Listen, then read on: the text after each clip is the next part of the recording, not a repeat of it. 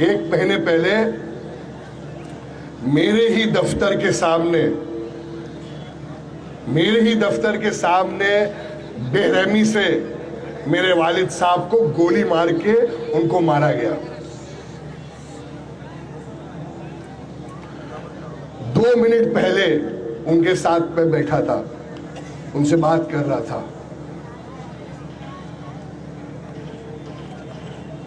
मुझे याद है, मैं मेरी ऑफिस के कैबिन में बैठा था, मैंने उनसे बात की।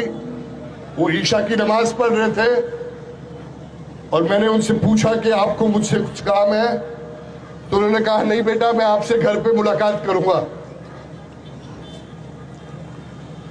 उसके बाद मैं गया, मैं बोला कि आपको 10 मिनट में मिलूंगा। वो गए और मेरी उनसे कभी मुलाकात नहीं हुई। वो ऑफिस से निकले, उनको लोगों ने गोली मारा और मैंने मेरे वालिद साहब को खून में लथपथ देखा है। उनके गुजरने के बाद जब उनका गुस्ल हुआ था तो मैं था उधर। जब मैंने वो मेरे आंखों से के सामने मैंने वो चीजें देखी है। उनकी वो जो नुकसान है जो मेरे और मेरी परिवार पे, और जो दुख का पहाड़ टूटा है, उसकी कभी भरपाई नहीं होगी। बहुत सारे चुनाव आएंगे। ये दुनिया में अपने माँ बाप के अलावा क्या रखा है? आप सब मेरे से सहमत होंगे, मेरे युवा साथी। बहुत लोग मेरे साथ, मेरे हम उम्र वाले सोचते हैं कि मैं अपने वालिद साहब से एक बार और गले मिल लूं, क्योंकि क्या हम लोग थोड़े शर्माते नहीं कराते हैं कि कभी कभी क्या होता है कि हम नहीं ज्यादा प्यार इजहार कर सकते हैं। ईद के लिए रुकते हैं कि ईद में गले मिल लिए।